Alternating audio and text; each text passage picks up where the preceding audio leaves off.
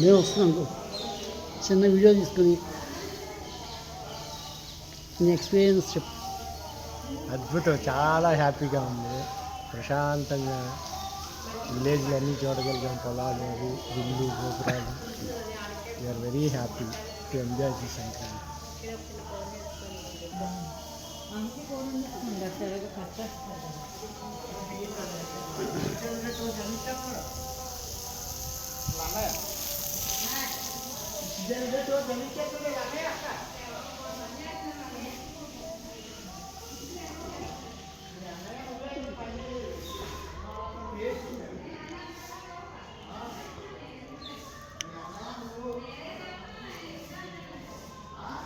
ఏడవ మహంతు గారైన శ్రీ మహంత నిర్వాణి రామరత్నం దాస్ బావాజీ గారు ఈ మఠంను 1865 సంవత్సరం నుంచి 1890 సంవత్సరం వరకు పరిపాలించి ఉన్నారు.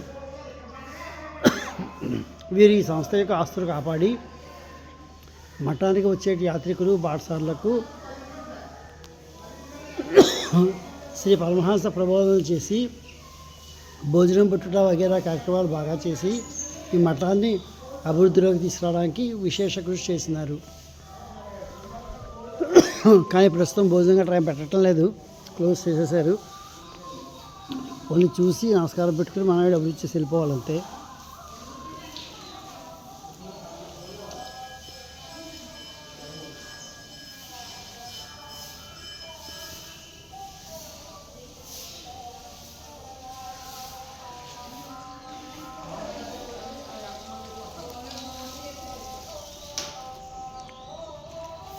వేణుగోపాల స్వామి. ఈ గుడి కస్సాపెంటపాడు అనేటువంటి వెస్ట్ గోదావరి జిల్లాలో ఉంది.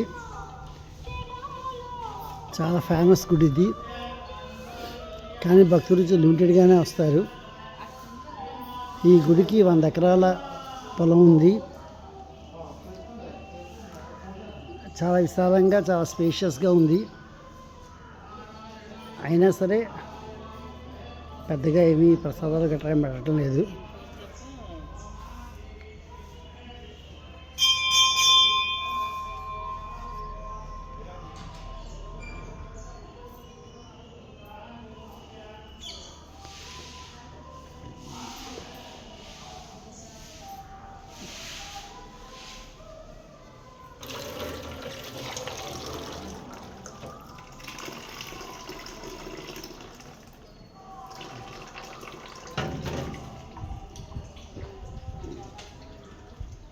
ఇక్కడ ఒక ఆవు 1940వ సంవత్సరంలో ఈ సన్నిధానంలో ఒక గోవు వరుసగా 21 రోజులు పగలు రాత్రి నిద్రాహారాలు మాని శ్రీ గోపాలస్వామి వారి చుట్టూ ప్రదక్షిణ చేసి చివరి రోజు స్వామివారి ముందు మొక్కరెళ్ళి తుదిశ్వాస విడిచి శివైక్యం పొందింది.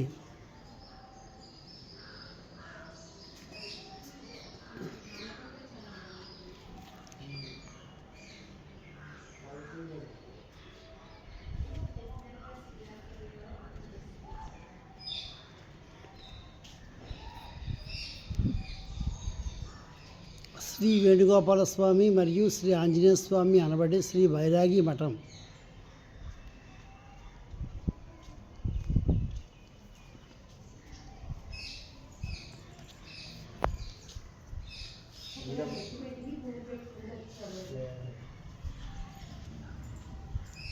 మీ పద్మ గారు ఆవిడ యొక్క అనుభవాలను చెప్తారు. చాలా ప్రశాంతంగా ఉంది, చాలా బాగుంది. ఇక్కడ అలా ఎంత సమయమైనా గడిపేయచ్చు అన్నట్లుగా అనిపిస్తుంది. సంక్రాంతి సందర్భంగా గుడి ముందర గొబ్బెమ్మలు పెట్టారు. ఇక్కడ ఉన్నాయి.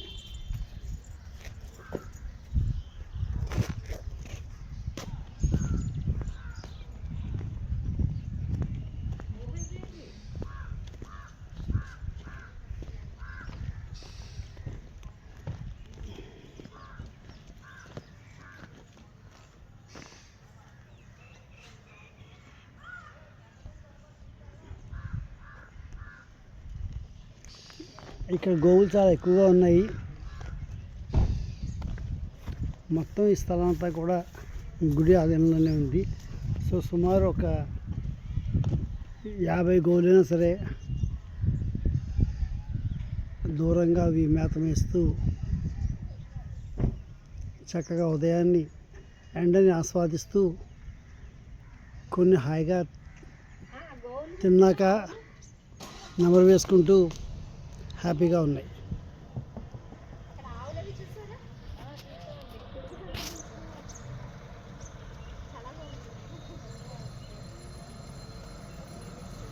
సో అందరూ దర్శించండి, తరించండి. చాలా మంచి గుడి.